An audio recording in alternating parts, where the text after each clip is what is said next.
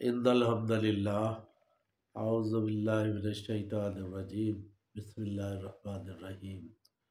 ناظرین، میں ہوں آپ کا میزبان ڈاکٹر فضل محمود، اور ایک گھریلو جو مسئلہ ہو جاتا ہے اس کو ہم نے آج آپ کے ساتھ ذرا بحث زیر بحث لانا ہے۔ وہ یہ ہے کہ اکثر گھروں میں خواتین کو یا کسی کو بھی کام کرتے ہوئے کھچاؤ ہو جاتا ہے، مسکولر پین ہو جاتی ہے۔ پنجابی میں وہ جو کہتے ہیں جی کہ کھچ پہ گئی ہے یا پٹھا کھچیا گیا، تو یہ جو ہے نا، یہ کیا ہوتا ہے، کیوں ہوتا ہے؟ یہ عموماً کوئی بھی ہم پٹھوں والا کام کرے، مسکولر کام کرے، مطلب اگر ہم نے بیڈ کی پوزیشن چینج کرنی ہے، ہم نے صوفہ جو ہے نا اس کی جگہ چینج کرنی ہے، زور والا کوئی کام کرے، تو اکثر ہماری کمر میں، گردن میں، کسی جگہ پہ بھی کھچاؤ ہو سکتا ہے۔ مرد حضرات جب موٹر سائیکل چلاتے ہیں، وہ کک مارتے ہوئے ان کی ٹانگ میں یہ ہو سکتا ہے، گھٹنے میں بھی یہ مسئلہ ہو سکتا ہے۔ بہرحال جب بھی کبھی یہ مسئلہ ہو تو بہت پینفل ہوتا ہے۔ ایک چیز جو ہوتی ہے نا، یہ جو بھی اس کو ہم کہتے ہیں مسلر اسپیزم، اس میں یہ ہے کہ یہ جو پٹھے ہیں نا ہمارے، یہ کچھ جیسے ایک دھاگے کی شکل میں ہوتے ہیں۔ تو جیسے یہ جب حرکت کرتے ہیں تو بعض اوقات یہ ہوتا ہے کہ ان میں جو ہے نا الجھاؤ پیدا ہو جاتا ہے، یہ آپس میں نا گچھا سا بن جاتا ہے، ایک ڈاٹ لگ جاتی ہے، جو جب تک کھلے گی نہیں نا اس وقت تک یہ پٹھوں میں درد رہے گی۔ جو عام سر درد ہے یا کمر کا درد ہے، یہ اس سے مختلف ہے، اس کا علاج بھی تھوڑا مختلف ہے۔ بعض کا تو ہم لا علمی میں نا ہمدردی میں کسی جگہ پہ یہ موچ آ جاتی ہے یا یہ کھچاؤ پیدا ہو جاتا ہے نا، تو ہم جو ہے نا ادھر مالش کر دیتے ہیں، کوئی بھی ونٹوجینو آیوڈیکس یا تیل کی مالش کر دیتے ہیں، جو کہ بہت غلط بات ہے۔ جب یہ چوٹ لگتی ہے، اس طرح کا مسلر اسپیزم ہوتا ہے، اس وقت یا 24 گھنٹے یا 48 گھنٹے تک جو ہے نا کوئی مالش وغیرہ نہ کرے تو بہتر ہے۔ اب یہ ہے کہ اس کا علاج کیا ہے؟ علاج جو ہے نا اس کا یہ دو حصوں پر مشتمل ہے۔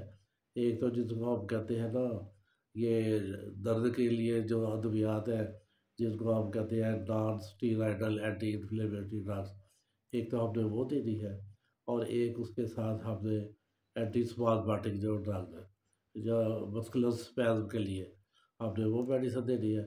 اور اگر آپ دیکھتے ہیں کہ مریض جو ہے وہ بہت زیادہ کمزور ہے، تو پھر کوئی اس کو طاقت کے لیے، اس کی ہیموگلوبن جو ہے نا وہ ذرا زیادہ کرنے کے لیے آپ کوئی اس کو ساتھ ٹونک بھی دے دیں، یا کوئی جو ہے نا کیلشیم کے لیے گولی، یہ ہم سب چیزیں جب دے دیتے ہیں نا، ان سب چیزوں کا بڑا فائدہ ہوتا ہے اور بڑی جلدی فائدہ ہوتا ہے۔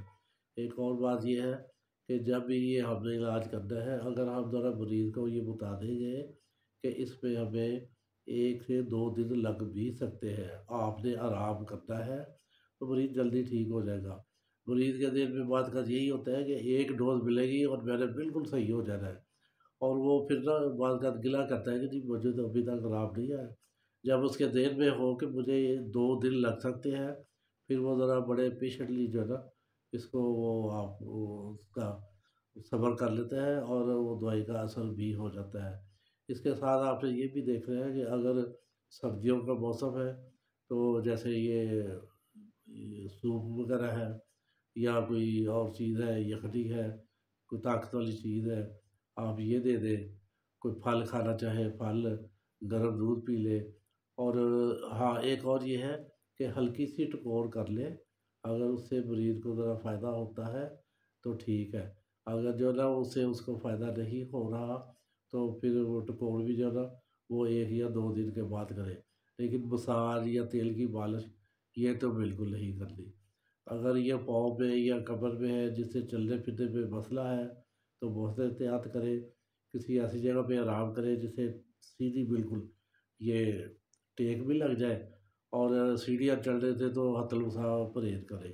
اگر بڑی مجبوری ہے تو اس طریقے سے سیڑھی چڑھنی ہے کہ جس سے پاؤں پہ، ٹانگ پہ، کمر پہ کسی قسم کا کھچاؤ جو ہے نا یہ محسوس نہ ہو۔ جتنی احتیاط کریں گے اتنی ہی بہتر ہوگا۔ دعاؤں میں یاد رکھیں، اور ہمارے لیے بھی اور سب کے لیے بھی دعا کرتے رہیں۔ کوئی مشورہ ہو، کوئی کوئری ہو تو ضرور یاد کریں۔ السلام علیکم۔